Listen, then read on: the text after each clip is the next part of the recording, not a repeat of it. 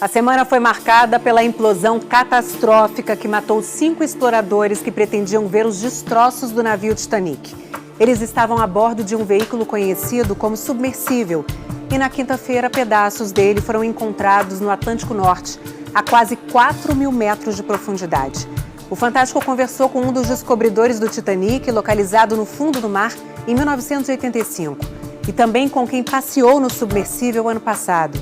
E você ainda vai conhecer a tecnologia em torno desse tipo de missão de busca e resgate. Titan pertencia à empresa Ocean Gate. Tinha 6,5 metros de comprimento por 3 de largura. Pesava quase 10 toneladas. Dentro cabiam 5 pessoas, um piloto e 4 tripulantes. Todos precisavam viajar sentados e havia oxigênio para até 96 horas. Os destroços do Titanic estão a cerca de 650 quilômetros ao sul da cidade de St. John's, no Canadá. No dia 16 de junho, um grupo de 5 pessoas saiu em um barco que carregava o submersível Titan. No dia 18, por volta das 8 horas da manhã, entraram na cápsula que começou a descer.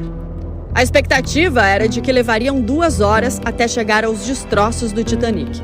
Mas 1h45 depois, a comunicação com o Titan foi perdida. Debaixo d'água, a tripulação só poderia falar com o navio base se estivesse ligada à própria embarcação por um cabo de telecomunicações.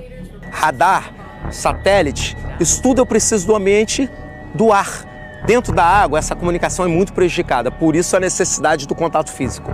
Foram 5 dias de buscas numa área com ondas de 2 metros e baixa visibilidade.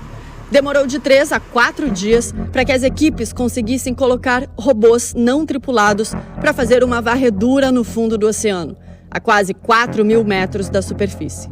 Até que na quinta-feira, um desses robôs encontrou destroços que indicavam a ocorrência de uma implosão. Os destroços são compatíveis com uma implosão catastrófica da embarcação. Aqui em Boston ficava o comando central da operação, que reuniu equipes dos Estados Unidos, Canadá, França e Reino Unido. A operação de busca contou ainda com a ajuda de um dos descobridores dos destroços do próprio Titanic. E ele, Tom Detweiler, conversou com o Fantástico. O explorador explica que, assim como acontece com submarinos, o navio de apoio do Titan contava com um dispositivo capaz de detectar o submersível. Se o submarino perder energia, esse sinal ainda deveria funcionar. O fato de terem perdido o sinal significava que alguma coisa catastrófica tinha mesmo acontecido. Ele conta que viu as imagens dos destroços.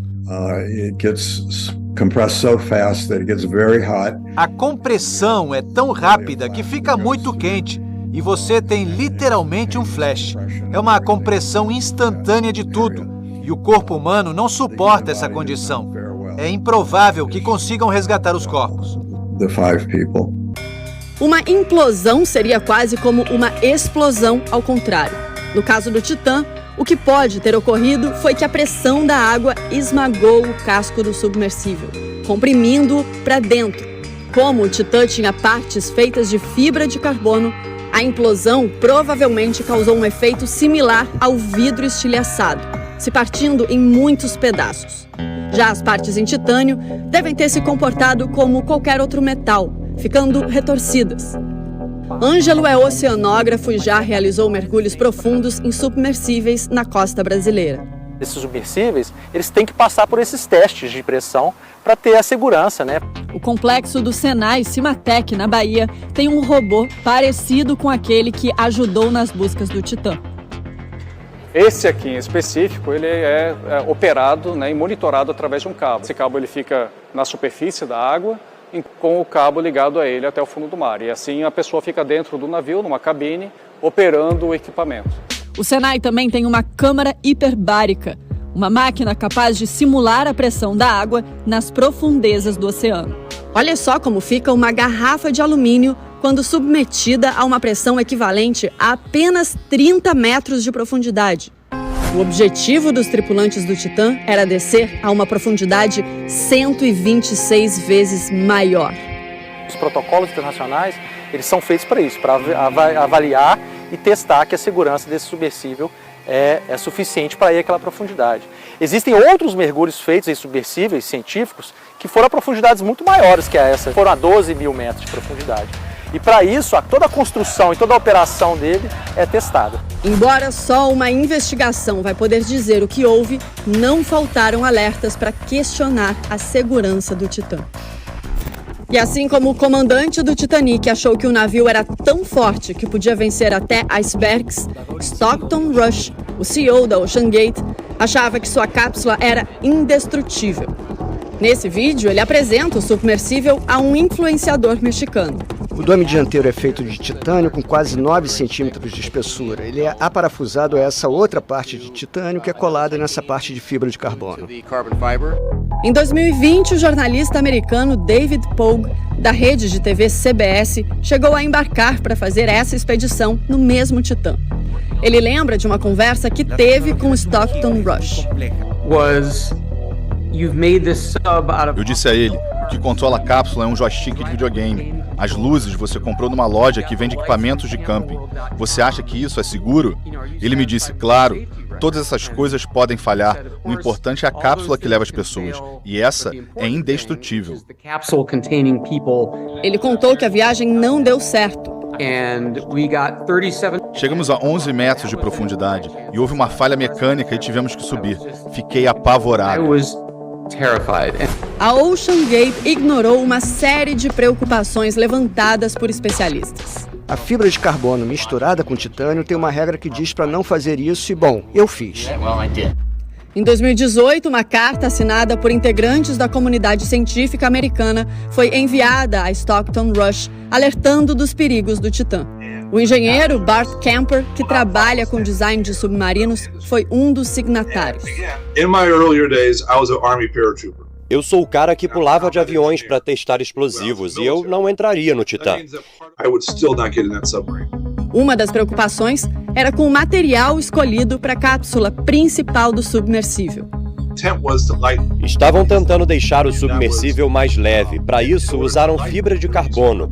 Esse material já foi usado em corridas de carro e no espaço, mas nunca desta maneira para submarinos.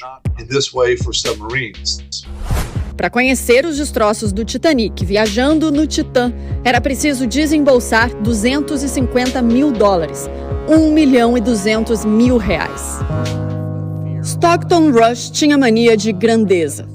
Herdeiro de uma grande fortuna, queria ser o pioneiro na transformação dos destroços do Titanic em destino turístico. Confiava tanto no Titã que ele mesmo estava na expedição que terminou em tragédia.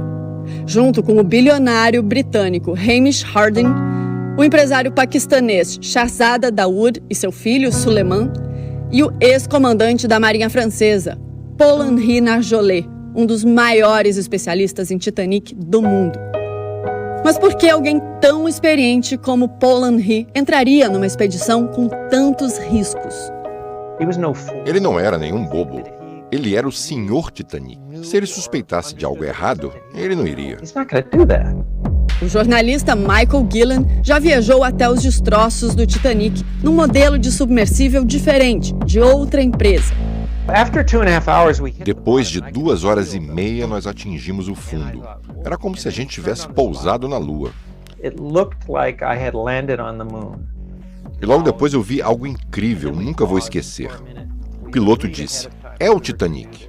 Nós paramos e rezamos. Ele, que também é físico, chegou a prender um copo de isopor em uma bolsa do lado de fora do submersível para ver o que a pressão da água faria em grandes profundidades. Esse copo parecia com esse outro, e olha como ficou. Mas a experiência quase tirou a vida dele. A gente bateu no propulsor do Titanic. Ficamos presos entre as hélices. Foi facilmente o momento mais aterrorizante pelo qual eu já passei. Depois de pelo menos 30 minutos, o capitão conseguiu liberar o submersível. Uma coisa que eu percebi mesmo depois da minha viagem até lá é que não se trata apenas de um naufrágio. Aquele lugar não é um parque de diversões, não é apenas um pedaço de metal lá embaixo. Aquele lugar é um cemitério. Eu ganhei uma segunda chance.